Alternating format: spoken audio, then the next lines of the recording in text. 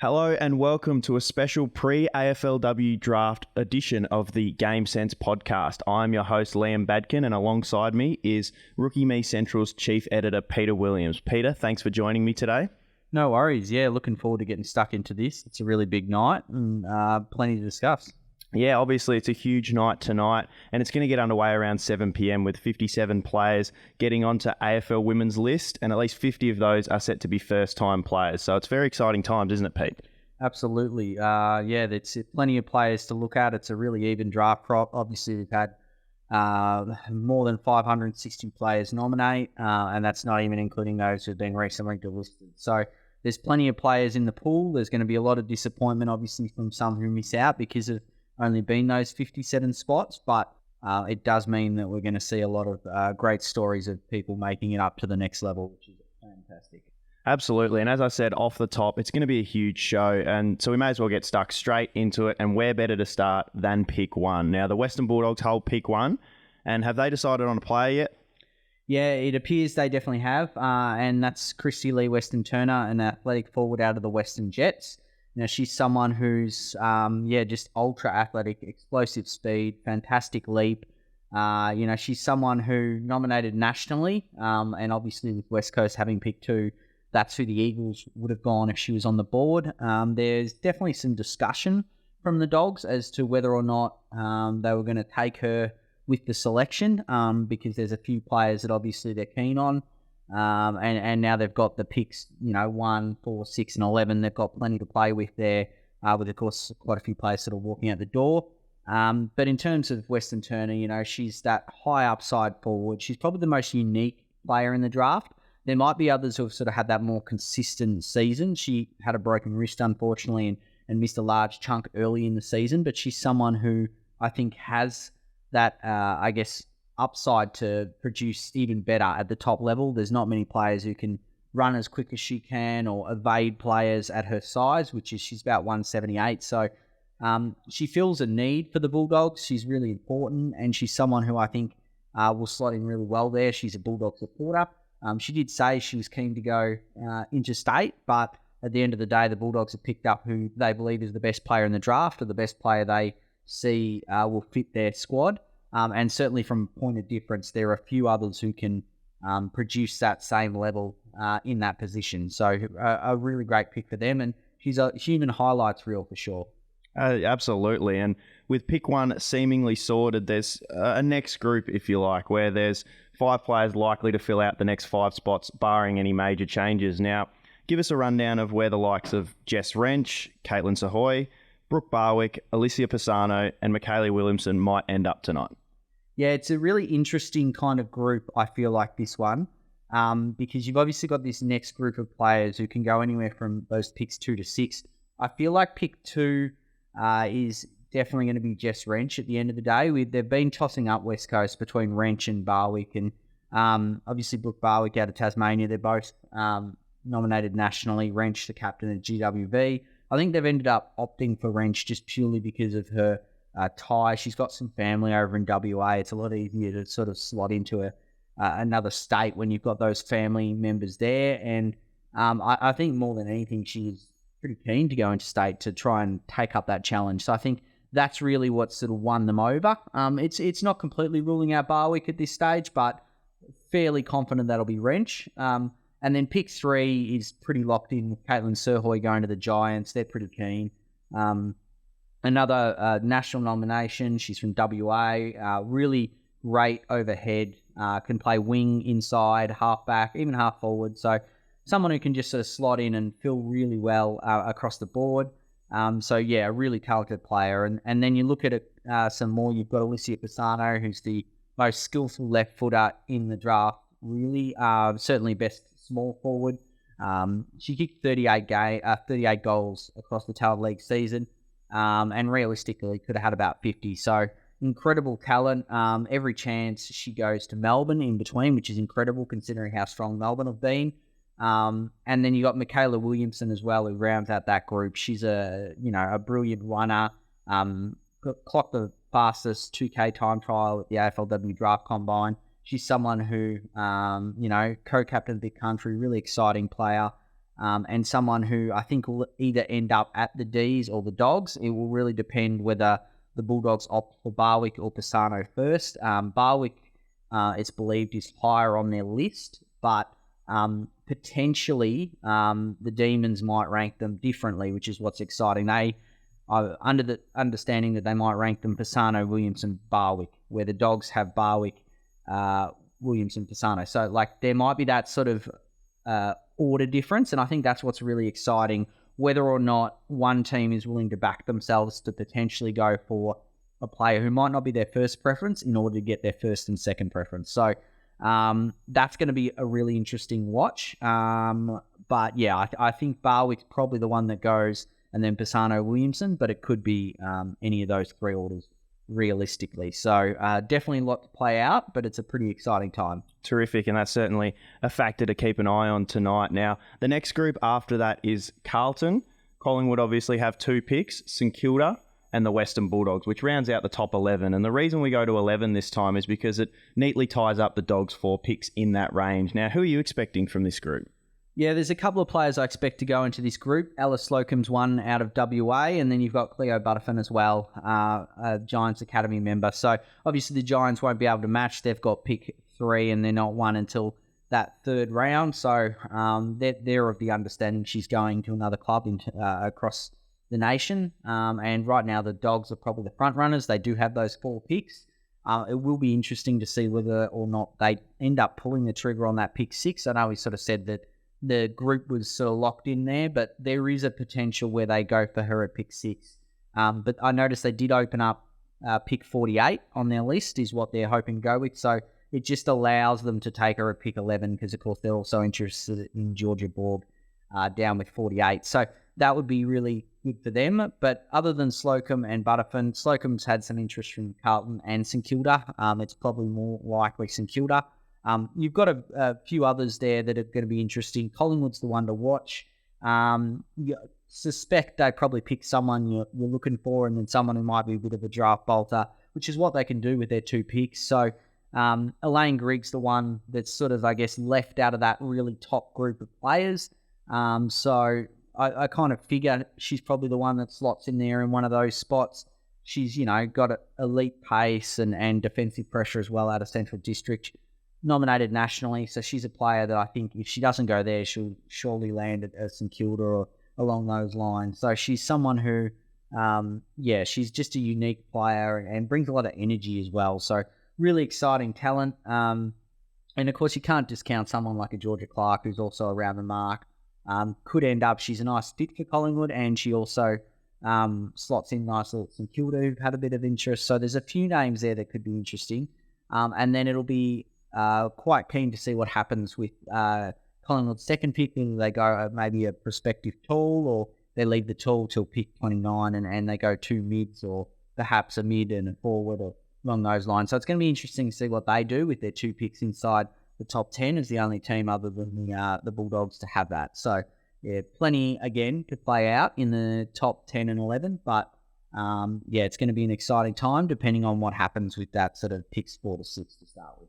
Yeah, and as Pete alluded to, there's just so many storylines in tonight's draft, and that's one of many. So there's just so many unknowns with this draft as well, though. So you're going to do your best to try and talk us through what may or may not happen across the final 10 picks of the first round. Yeah, absolutely. So, of course, the trick with the women's draft is you've got different nominees. So you've got the national nominees and you've got the Victorian nominees. You've got your South Australian, WA, etc., Queensland nominees, which makes it really tricky. So from the Victorian pool, you've got the likes of Izzy Bacon, who I sort of think might come into the picture from Melbourne's pick onwards at pick 12, but she could end up going later in the first round or potentially even early second, but I'd say she probably lands in the teens.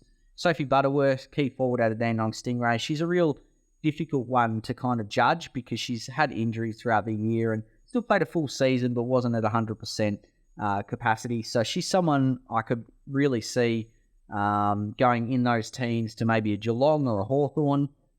Even Carlton have interest at pick 7. They've been pretty keen on her, but I suspect they're probably going to go with Lila Keck up at that selection. So it's going to be interesting to see where she lands. Emily Goff's another one, just a unique prospect. She could even land maybe with one of Collingwood's top 10 picks, perhaps. But one of those players that is just tall and can play on all three lines. So you know that they're probably going to go a bit higher than you expect, just purely because of that upside.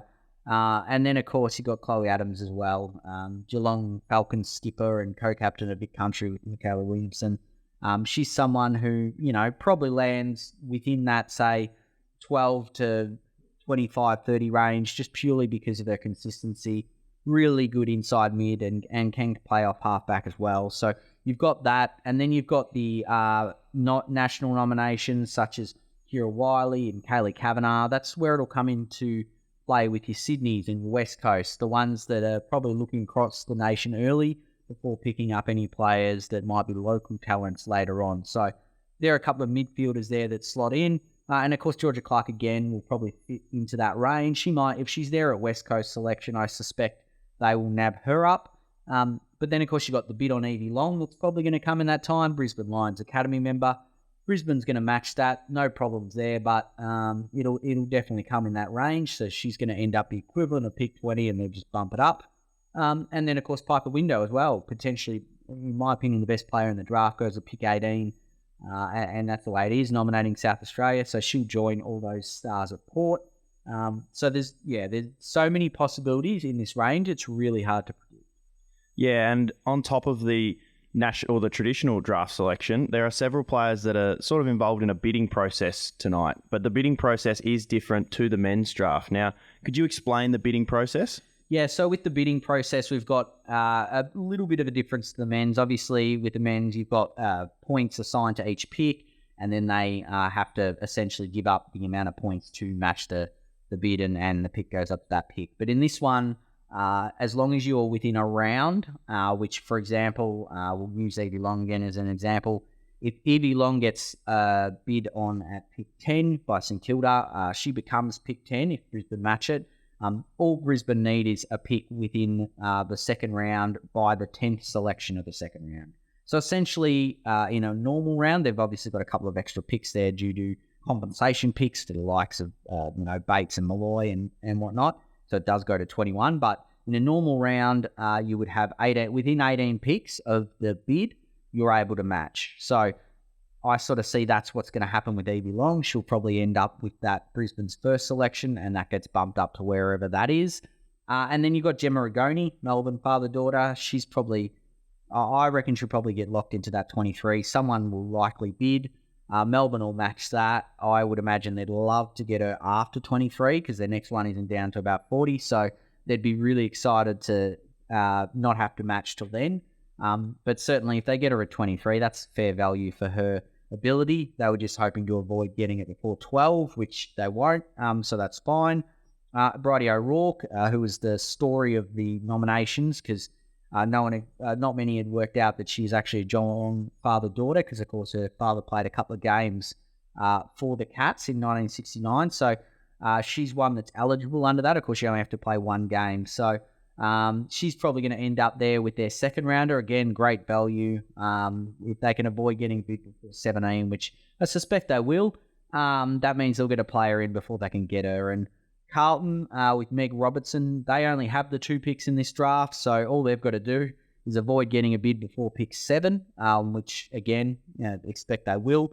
And then they'll pick her up with the last tick, whether they get a bid or not. You would suspect they've nominated her. So therefore, they have to, unless someone bids before and they choose not to match. So, and then you've got the Queensland prospects other than Evie Long. You've got the likes of Sophie Peters and Sienna McMullen. They have nominated Queensland. So at the end of the day, no one's going to be able to nominate Sophie Peters because Brisbane have the first 4 picks. So they can just take them, basically. And when it comes to McMullen, only Brisbane can nominate. Same with Kiara Bisher and Rania Crozier and whatnot, the whole group there. If they've nominated Queensland, then only the other Queensland team can bid. But if they have nominated nationally, then of course all the 17 other clubs can bid on them and they have to match. So it's not too complicated once you get into it, but certainly without the understanding of the process, it can be a bit tricky. Absolutely, but thank you for explaining that and making it nice and simple. Now, as with every draft, there's always bolters and sliders that sort of change the direction of a few clubs based on a surprise pick that perhaps they weren't expecting earlier. Can you talk us through some of the teams who could change the draft tonight? Yeah, so there's quite a few pivot points at this moment. I guess you'd say you got West Coast at pick 2. I said, look, we're pretty certain it's going to be Wrench, but if the Eagles do happen to change their minds and go for Barwick, then that changes a lot within the top 10. I think a lot of teams have planned around it being Wrench, so for it to go to Barwick would certainly throw a bit of a spanner in the works. The Bulldogs at pick 6 again, and you could argue pick 4, depending on what they do there. Because, as I said earlier, it could be Barwick, Pisano, Williamson, or it could end up being Pisano, Williamson, Barwick, or even potentially Williamson might even slip that extra spot if it goes that way and they end up going Butterfin. So that's another possibility. Carlton at pick 7, we know Riley Keck's probably the player they go for, but if Williamson's still on the board because of the aforementioned scenario, then potentially they go Williamson and Keck could go to a Collingwood, or she could even slip down to, say, a Melbourne, for example. So it's really open in that scenario. And St Kilda, again, they're probably the next group after that top lot.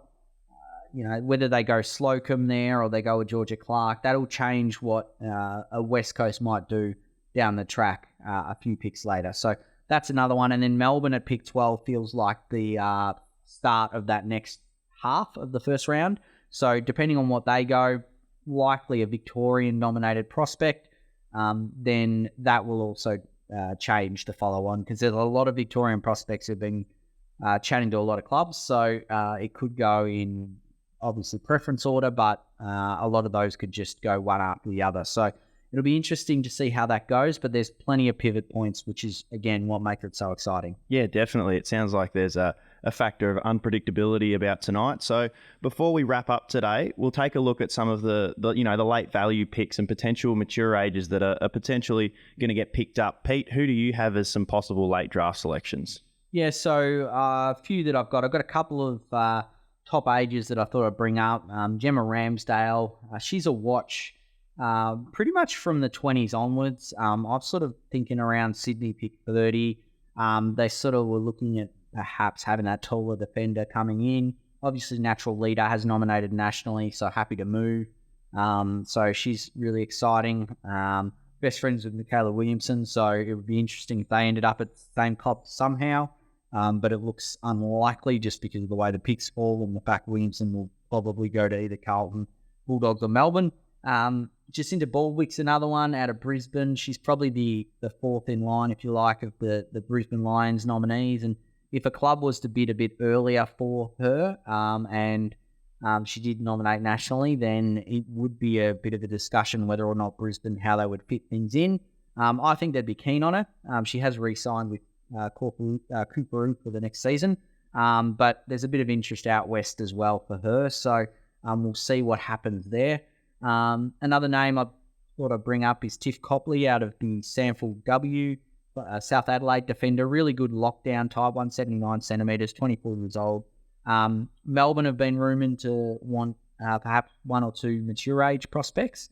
So maybe keep an eye out for her. She, of course, could come in and play a role for a Hawthorn and someone like that and just fill out a defensive spot.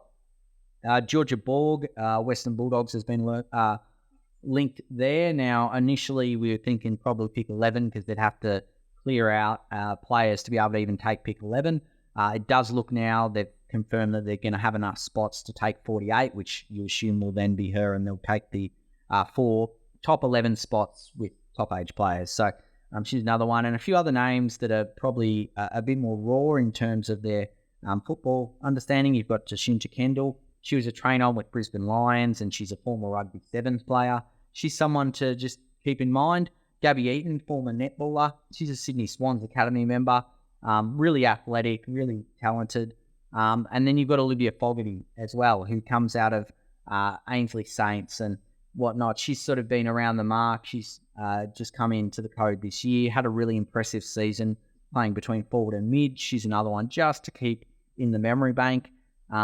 So they've got quite a bit of a range. As I said, there's over 560 nominees, so we know that there's going to be a lot that miss out around that 50, 57 picked up. So hopefully, for those who do, congratulations, it's fantastic. But for those who miss out, there's always next year and whatnot. We're seeing more and more mature ages get picked up. So, just looking forward to seeing exactly what goes down tonight and over the summer too, because of course teams can leave spots open for players as well.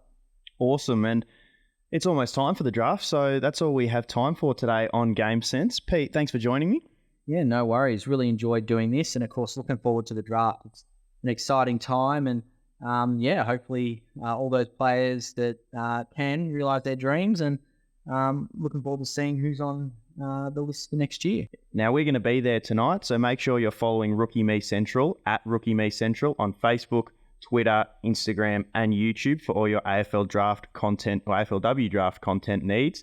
We're going to be putting up some live stuff and plenty of videos as well. So make sure you check out the AFLW Draft Guide and the site as well, central.rookieme.com/AFL. Pete's put in a mountain of work this year, whether it's the draft guide, draft profiles, or team previews. So there's going to be plenty to check out there. Thanks for joining us today, and we hope you tune in next time.